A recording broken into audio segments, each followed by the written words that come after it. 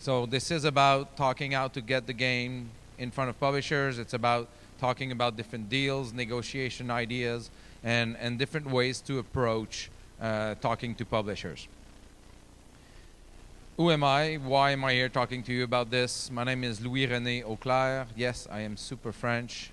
I've been in the business about 18 years. Recently, I was running a studio in Montreal called Hybridum Creations.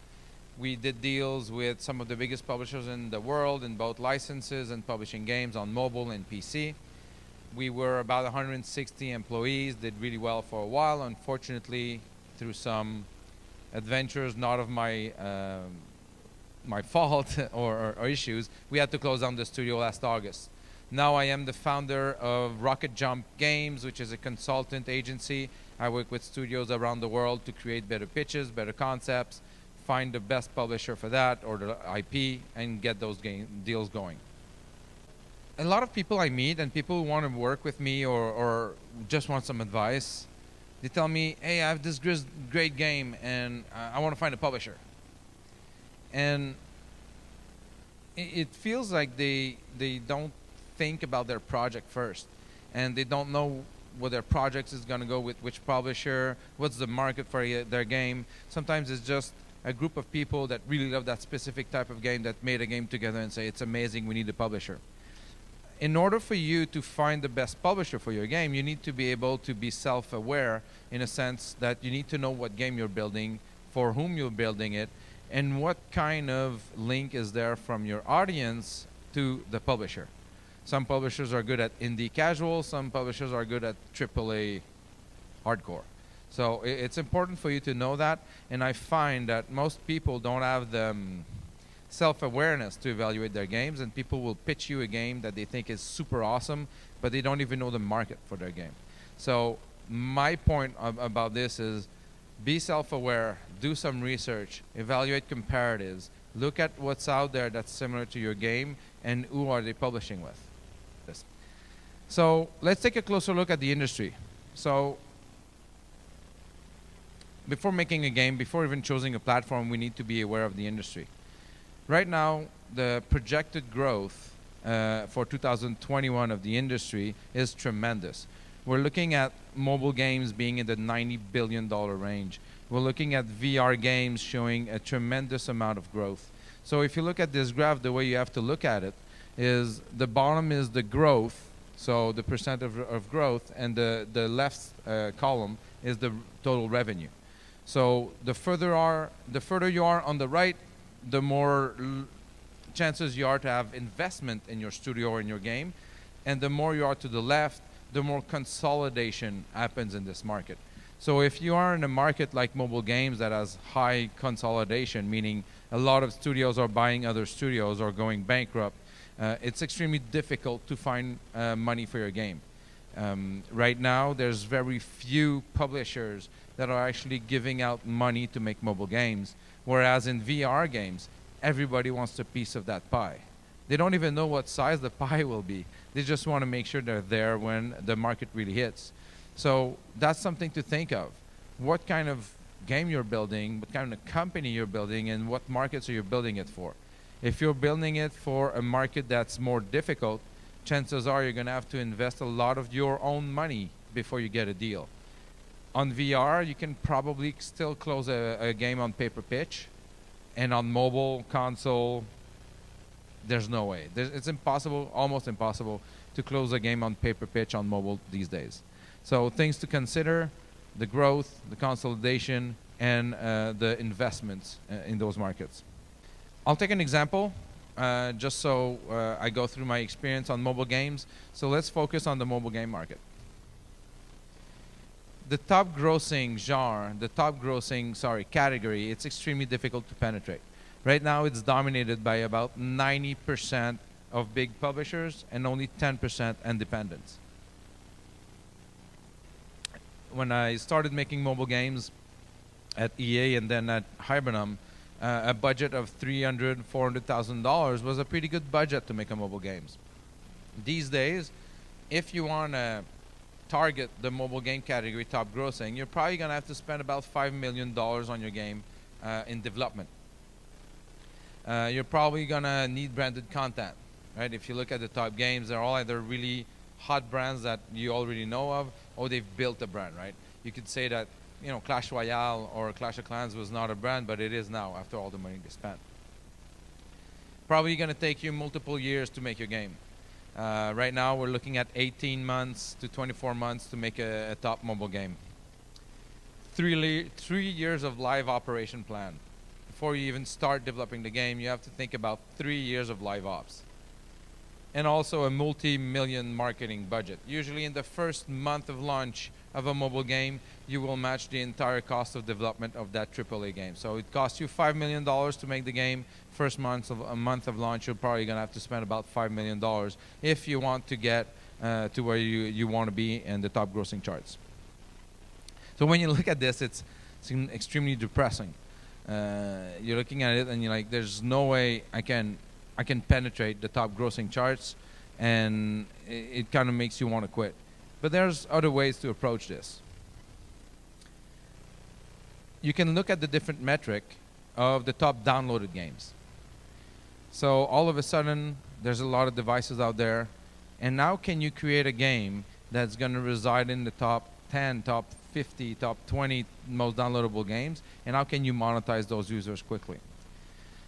What it takes to compete in that realm, it's like, this is where, you know, the catch apps are playing. This is where the mini clips are. So quick games, what it takes, you need to have a lot of virality and social hooks.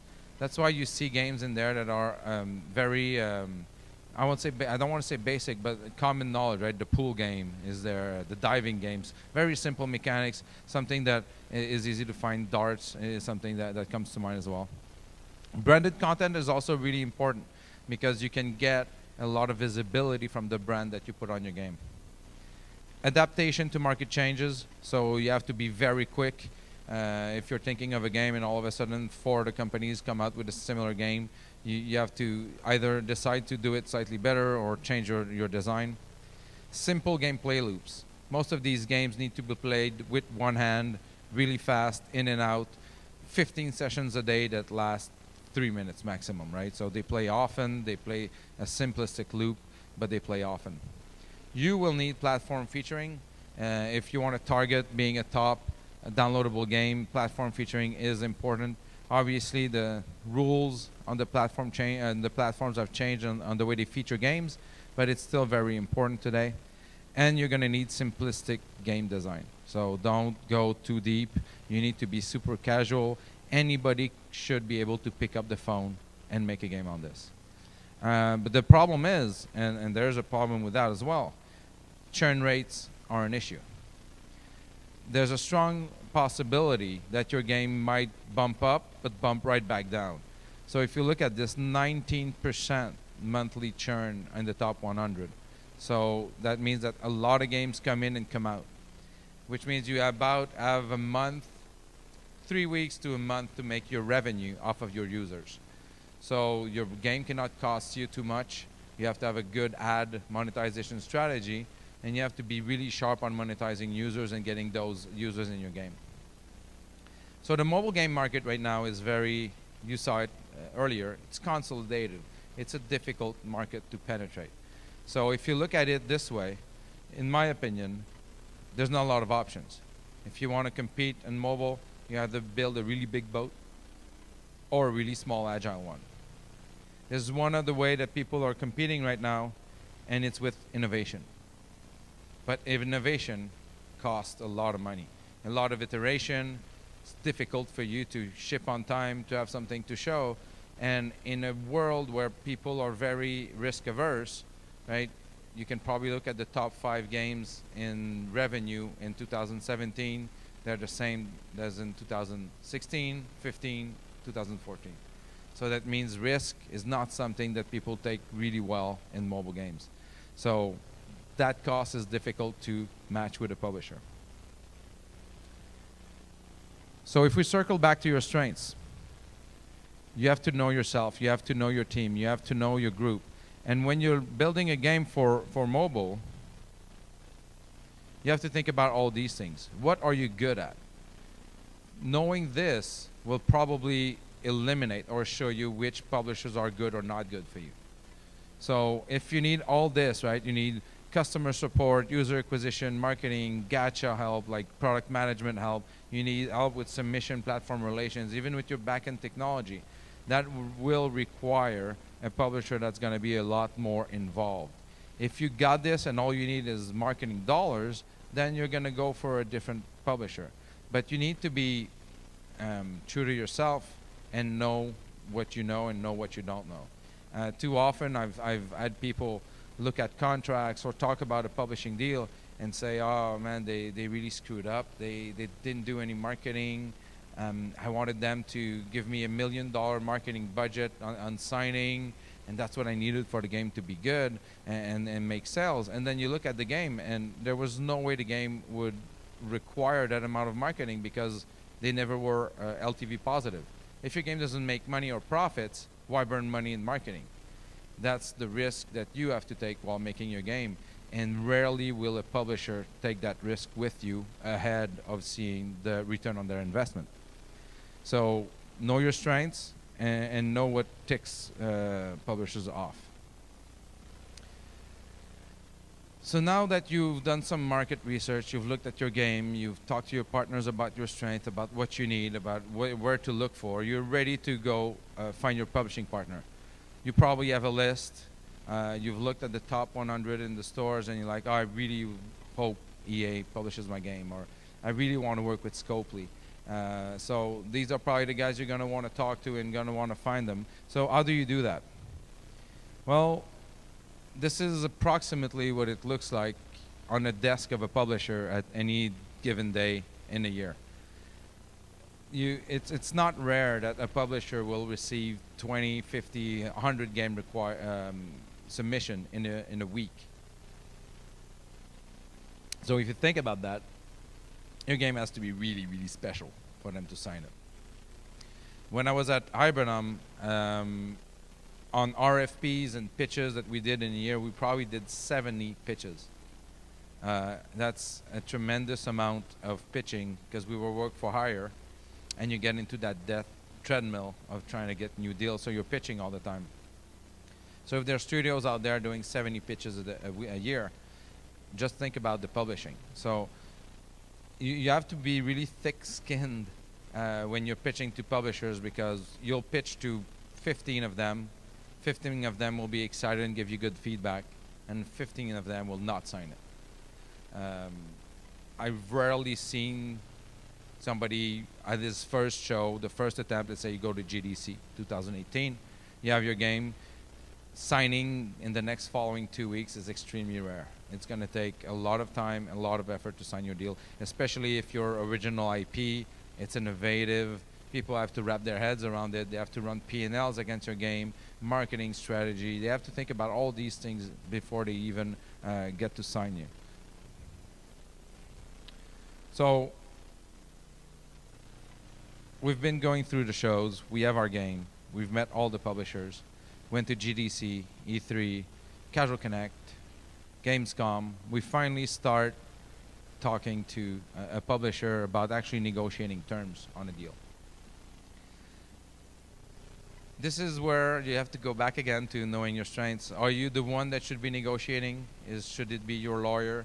So how do you approach a negotiation with the publisher? You've been begging for his money for the past maybe 5 months.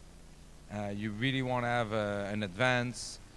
He knows you're desperate for his money to sign the deal. If you're the one negotiating it, just think about how little leverage you have. And also think about who you are as a person. What kind of negotiation techniques are you going to have? Are you going to be competing, accommodating, avoiding, compromising, or collaborating? Personally, I've negotiated multiple deals. There's one thing I really, really like is always have a partner in the negotiations. It's extremely difficult to go against the grain of the person that you are. So if you're a person in real life that's really, compromising all the time, it's going to be difficult for you to play bad cop. You're always going to be looking for the compromise inside you. So it's good to have a partner, a lawyer, somebody that works with you that actually is not necessarily the opposite, but actually will work with you and plug those holes of your negotiation technique to help you, and to figure out also how the guy on the other side is negotiating. So what is the guy on the other side doing? What is his technique? And how can you win against that? Because he's been your friend for the past 5 months. He took you out to dinner. He paid a lot of parties.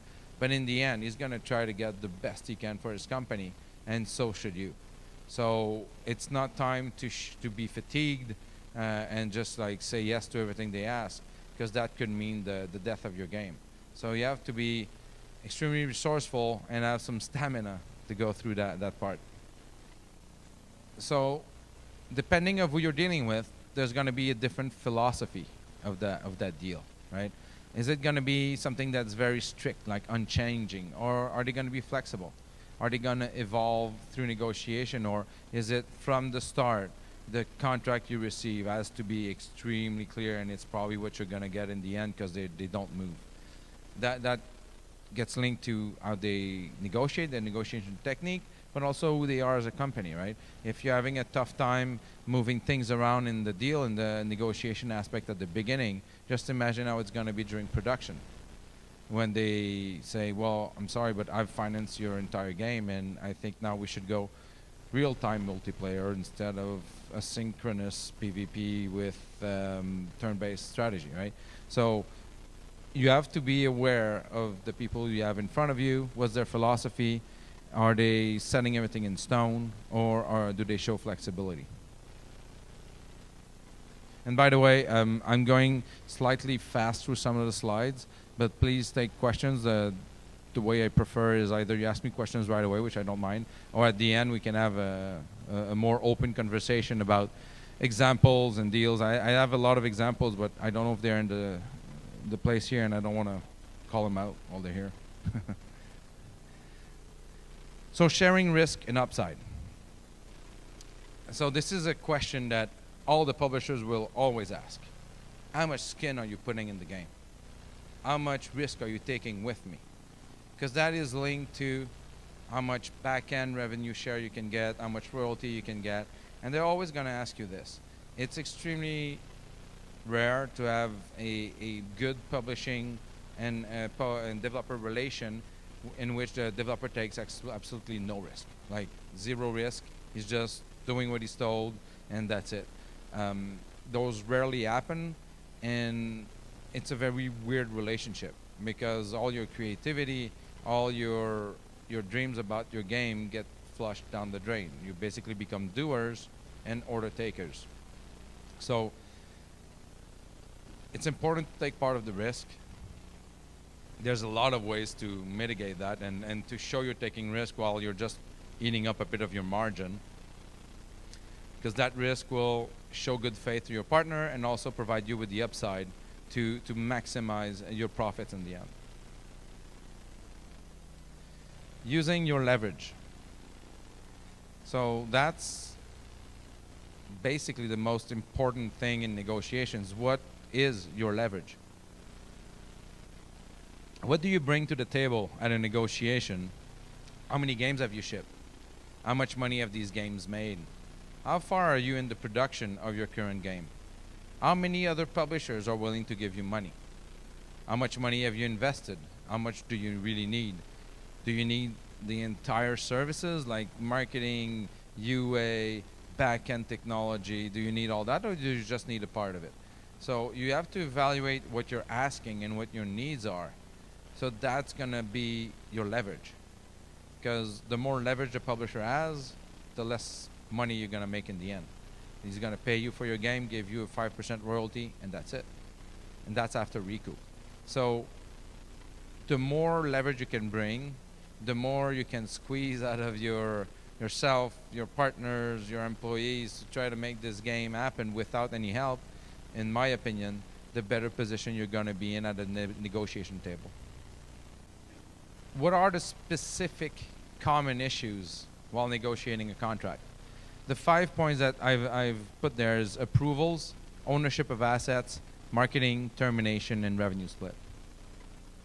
So approvals, the classic boilerplate is we will take X amount of days to approve if we can. If we cannot, it is deemed unapproved. That's a classic, right? So you basically have zero leverage, zero power. So it comes back to leverage. Do you need approval to get milestone payment? If you need approval to get milestone payment, and then they can take 14 days or whatever to approve and then actually deemed it unapproved, that means that your cash flow is going to be at risk. And is that cash flow your entire cash flow for the studio, because that's your only game?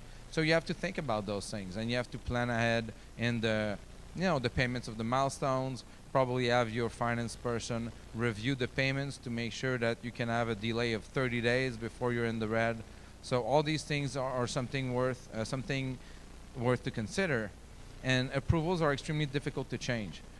You can have some language in there that's going to switch it slightly. When you deal with an IP, for example, there's no way you can say that, hey, if you don't respond to me in 14 days, it's deemed approved. Nobody owning an IP like Disney, Fox, Cartoon Network is going to let you get a free approval because they failed to send you an email. The damage to their brand and their IP would be too strong, and that's never going to fly. So know your battles, right? Pick your battles accordingly, and don't try to get the Cars license approving a new Flash McQueen just because you didn't respond in 14 days. Ownership of assets. You've created an IP. You've spent a lot of time creating that IP, and you love your game. There's a strong chance in negotiation with the publisher you're going to want to keep that IP. This one is tricky. If it took you years and years and years to create that IP, you have a tough time creating new IPs, I would fight for it. But an IP without users is nothing. If you create the nicest IP in the world and you have 100 downloads, it's not an IP. It's not even a brand, right? A brand only starts to exist when there's actual usage on it.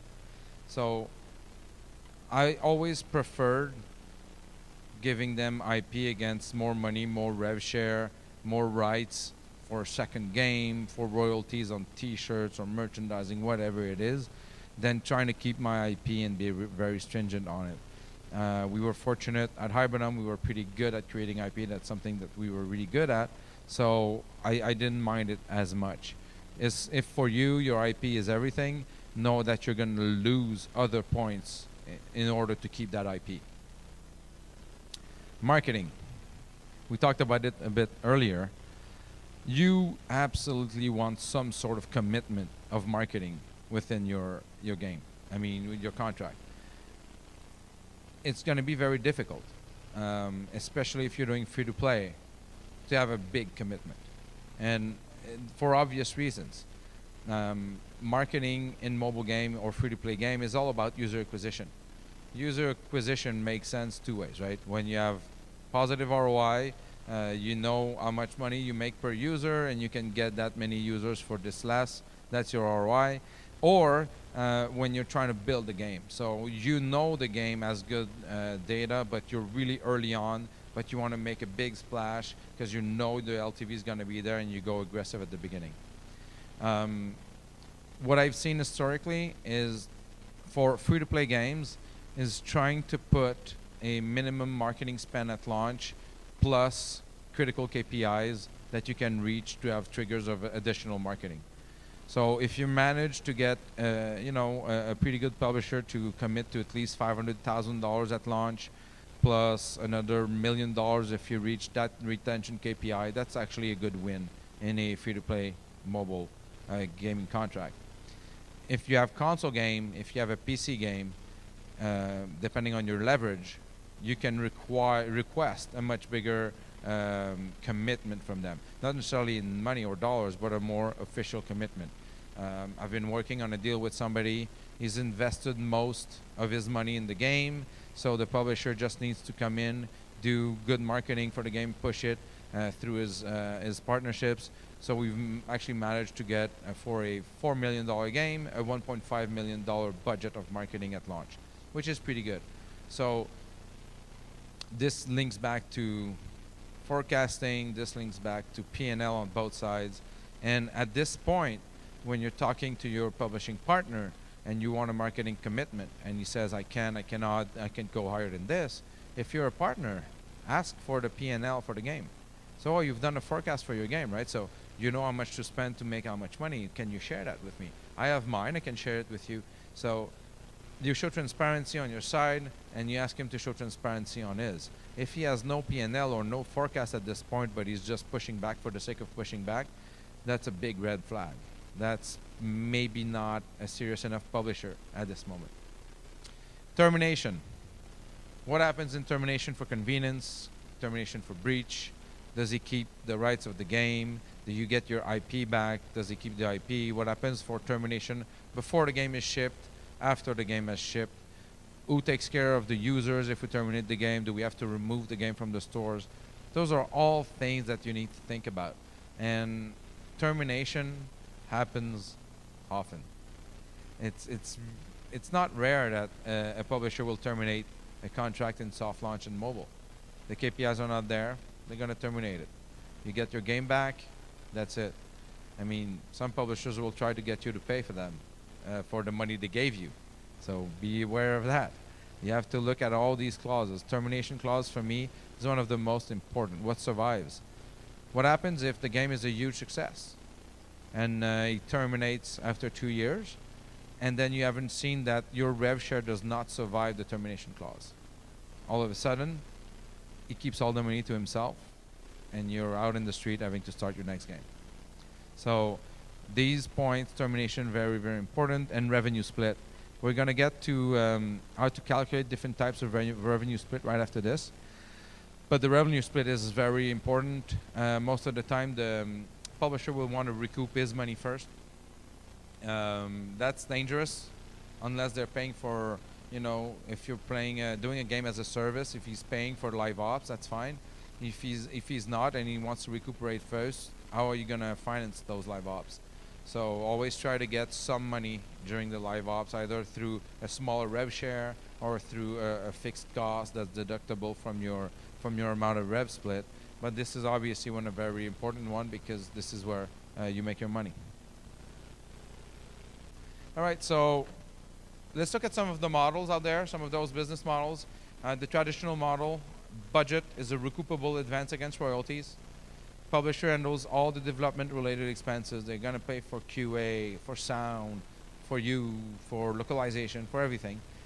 There's going to be no royalties until the recoupment, the budget is fully recouped. And it could result in the development budget being kept artificially low to increase royalty and decrease payout timeline. So you might want, if you get into a model like this, and then you look at the contract and you're like, wow, it's going to take me a while before I see some money, so I'm going to try to squeeze my team to make the game faster. That it impacts the quality of the game, potentially impacting the revenue of the game. So this is a model that's used quite a bit, has a lot of flaws, has a lot of good as well. One of the things I would tell you, when you're negotiating a contract with a publisher, always ask for an example of a royalty statement. If it's your first one, your second one, your third one, people calculate royalties extremely differently on all the publishers. So I'll give you an example. Let's say you have an 80-20 split on revenue. The publisher keeps 80, you make 20. Some publishers will say that the recoupment of this is going to be at a 20% rate. So once the game has made 1 million, you've only recouped $200,000 towards your advance and not $1 million. So then if you did not get that royalty statement and you make your own math, and then you expect that as of month 3 you're going to start to see royalties, and then you get the first royalty statement and you're going to get royalties after month 12, that's a huge hole in your cash flow. So always get a statement and always see how they calculate royalties. The break-even model. The break-even model is where you recoup $1 for $1. The game cost them $1 million. When the game makes $1 million, you split revenue at a share of XYZ. This feels more like a true partnership, and there's a much quicker potential to royalties for you. This is a generous model and something that you should try to get on your side. However, you're going to get potentially a lower royalty rate, right? So if the publisher finances your game and he gives you a break-even model, there's a chance that your royalty, instead of being 20%, might be 5%. So it's up to you to forecast, use this forecast, and try to correlate how much money you're going to get and when. Again, there's a chance as well you're going to try to lower your dev cost to get back your royalty faster. A burn rate deal. I've done a burn rate deal in the past, and I absolutely hated it. Some of you might be a good situation for you. For me, it was not fun at all. It gives a lot of control to the publisher. Basically, Louis, I'm going to pay your burn rate, keep you alive, barely, for the next 18 months, and then after that, I'm going to share revenue with you. That means you have to open your books. You have to show them your real cost, the cost of your studio, the cost of your executive producer, of your designer.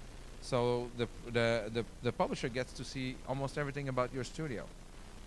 It's a deal that some indies it would be recommended. You know, you're a small group of guys and girls, and you don't need a huge amount of revenue. You don't need to make profit off of development because you just want to get to ship your game, and that's something that could work.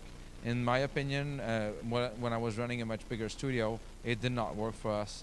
It caused a lot of conflict between us and the publisher on a monthly basis, and it's not something I would do again. But it's there. This is my favorite picture of the entire presentation. It's for dev fee and financing hybrids. So this is a model that's really used a lot in Canada because of the Canadian Media Fund that gives you some money. So what you do here is that you say, my game's going to cost $4 million, but I already have $2 million in my pocket, so I only need $2 million from you. Publishers love to hear that. That's your skin in the game. So it brings you more leverage at the table. Usually you do that also after you've already shipped the game and made money, or you were really lucky on Bitcoin, and you've got a lot of money that you can access. You have more leverage, you have a bigger rev share. It's a better way to approach this. It's a quicker reimbursement of dev fees for royalty. But sometimes, if you're not the one bringing the money and you got financing somewhere else, let's say the CMF, the Canadian Media Fund in Canada, well, that means the pie is separated with more people. If you bring an IP on top of that, you've had a chance, you have an amazing IP, you bring on top of it, the IP makes money as well. So now you're splitting money 4 ways. It might happen that a publisher will think that this is not a good enough deal for him. Or he's going to want so much percentage that there's going to be nothing left for other parties. And then you have to negotiate with the publisher, the financier, the IP owner. That takes a lot of time, and you won't be making your game for a while. So good model for leverage, dangerous on the the revenue split share. Pure financing with no publishing obligation. So you say, I just need you to publish. I need you to provide me with all these services and the publishing, the UA, the marketing and all that. I need no money for the game. All I need is for you to be the publisher. Obviously, you have a lot more liberty to make your own game. When you have a team of experience, that's a model that's really working for a lot of people. You're going to make a much better cut of the revenue as well. It will allow you to grow on multiple fronts, gather experience. One thing I would like to raise, though, we've gathered a lot of experience speech.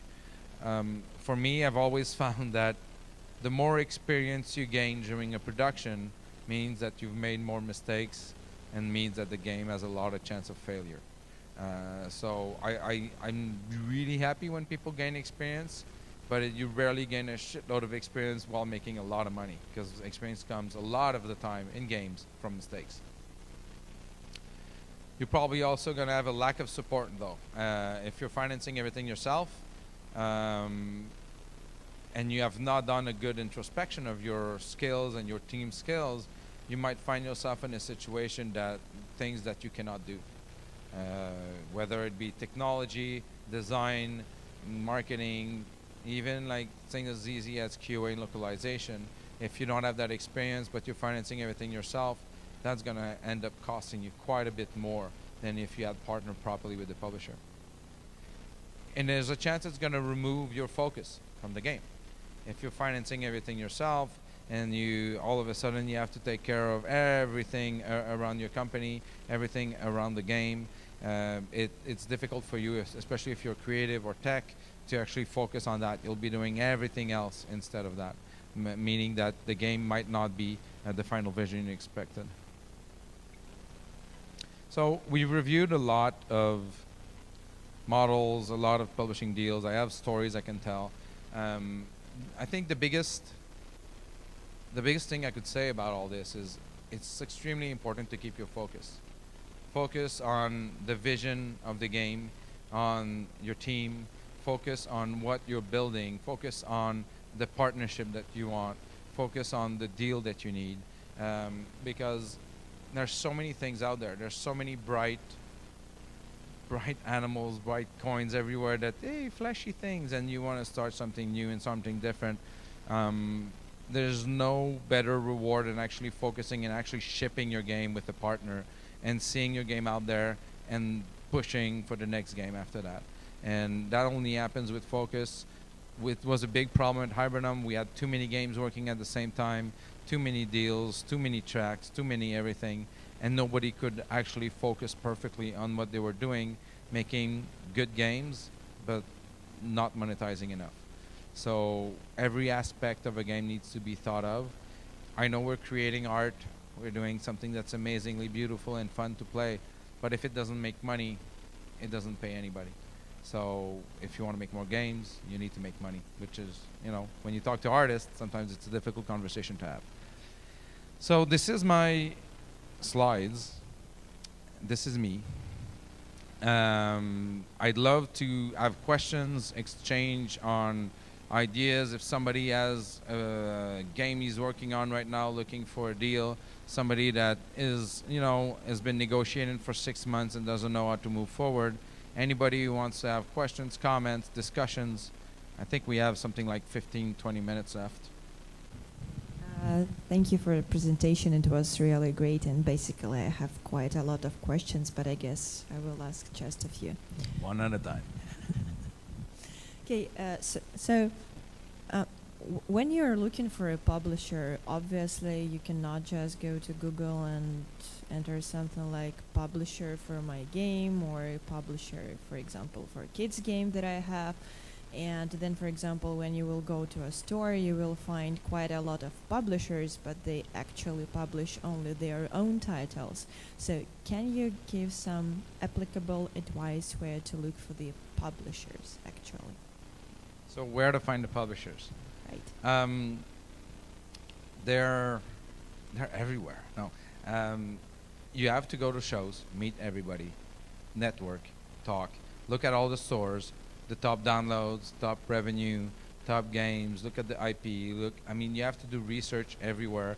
Find somebody that you know on LinkedIn like me, and then look at all my contacts. And then all of a sudden you see all different companies and all different publishers. Go at all the shows, look at all the booths.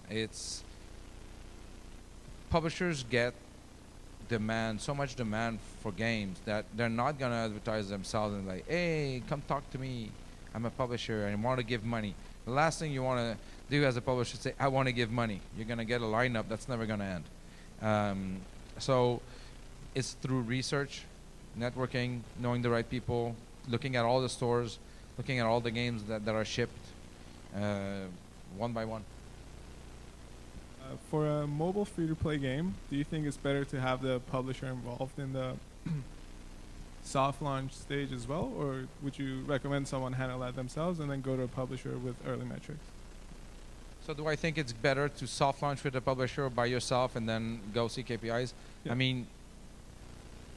Regardless of what you do, whether the publisher is at soft launch or is not, the KPIs are going to dictate your deal at that time.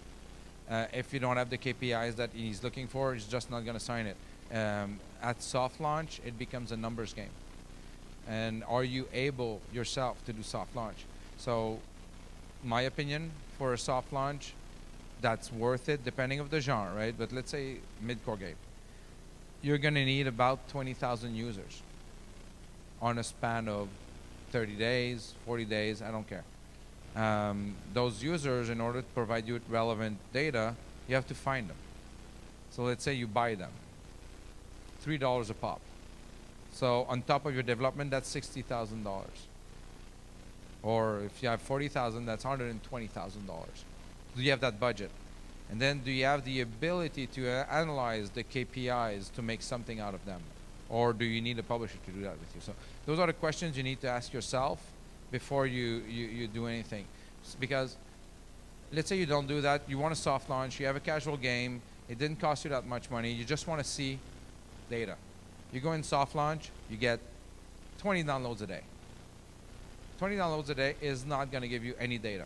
Like, it's 100 won't give you any data. If your day one retention is 40%, that means that after your first day, you still have only 40 users. And then 40 users won't give you data, because then the next day, they're probably going to be 15 users. And it gets so small so fast that you can't use that. And you just spent more money and more time achieving absolutely nothing. So it all depends on your capacity to do the soft launch, your ability to analyze that data, and the willingness of a publisher to come in early on. But it might be a really quick date. Like, he comes in, releases it, looks at data, I'm done. I've seen it happen. I had two quick questions. The first one was, you mentioned the deal I believe that your friend had that was a $4 million development game, and he was able to get about $1.5 million in marketing. What was the rev split on that deal? Would you be able to share that? The rev share on that split is 50-50 while they recoup their marketing, and then 70-30 in favor of the developer. After the recoup? Yeah, nice. And the second one was for the top 100 download games that you were running through in the beginning there. Do you have a sense of what average development cost is for that versus top grossing? No, because it varies extremely. At Ibernum, before we went out, we were doing, we created a company called Quick Bite Games, and our task was to create a game in less than 8 weeks and ship it. And so those games cost $50K, $30K. I've talked to guys today, they tell me they make a game in a week. And if you do it properly, you can chart, right? And you're also going to have a game from Activision, King, a new Candy Crush. They spend $5 million and they show up there. But if your business model is to make a game that's going to have a chance there, so quick, ad revenue based, simple gameplay, I think you should not spend more than $50,000. Right. Thanks. Hello. Thank you for speaking. That was very informative. I had a question about, I freelance for a studio that's already for the most part funded, but we've just had bad luck with marketing. We have 6 games. We're wondering if, wonder if we just over free get more reviews. Do you think that would help us be more viable for a publisher? Like, pump up the game. Are they mobile games? Combination of Steam and mobile. And right now they're premium, and you're wondering if you should go free to play to get downloads, get visibility, and then go back to publishers and well, I mean, if they don't make more money, a publisher is there to make money. So if you go free to play and you make less money, no. So what I would recommend doing, go free to play, see the data, retention, engagement, download spikes, look at all that, and then figure out if your game is a good model to go ad-based, or to go, maybe you can add some IEP. So if it's a possibility, and then your KPIs demonstrate that you have good retention, good engagement, and all that, then maybe there's a chance that you can switch it around, but that's probably going to take you another 3 to 4 months. I don't know the games, right? But if your game has premium, don't make money, and you go to free to play, then gonna make less money, in my opinion. More downloads, probably 13 times more downloads. But if there's no mechanics to make money, it proves you nothing. Are you able to track data in your games? Yeah, the game was free to play, and then we went paid beforehand because free to play was making less. So right now we have basically the next things already funding and everything. We're just looking for a publisher to do the marketing backing. That's a tough one. That's a tough one. I don't know the games enough. I know the biggest thing is it's hard to let go. Sometimes it's better to take the key learnings and do a new one than to try to continue to make one live if it does not generate the revenue needed to survive. Oh, I'm sorry. We're mostly just for the new game, just for the track record kind of thing. When you're saying like having an established kind of stuff would make you more viable for a publisher. I'm saying like, what kind of publishers would you recommend for a studio that's already funded for the game itself, just not marketing? What kind of what? Sorry. If we already have funding for the next project, we just don't have marketing funding or any kind of marketing team or anything. Like what kind of publishers would we go to if we're just like, we literally just need marketing? Well, it depends a lot of your game. Oh, okay. Depends on the game, of the platform. I mean, there's a lot of publishers out there. There's hundreds of publishers, right? So look at your genre of game, then look at what you want to build, look at comparables, look at the publishers for those comparables, and then start talking to them. But it can be, if you're on PC, it can be Congregate, it can be Devolver, it can be Raw Fury, it can be, I mean, there's so many. So it's difficult for me to say. Okay, I'll just follow your tips, and thank you. Thank you. Yeah, I wanted to ask what's the profit split when you're, well, basically it's the similar situation when you're signing for the publisher, basically for marketing and user acquisition. Is there any typical split, or it really depends? So in a case that you're going for a mobile publisher that you just want marketing and UA for, and that you've done everything else, 80-20 in your favor, 70-30 in your favor, depending. Obviously, he's going to probably want to recoup his marketing. Then you're going to be upset because you've invested money in the game and you're like, why is your money better than mine? But that's the business. So you can fight off of that and say you recoup at a rate of 50-50 or something like that.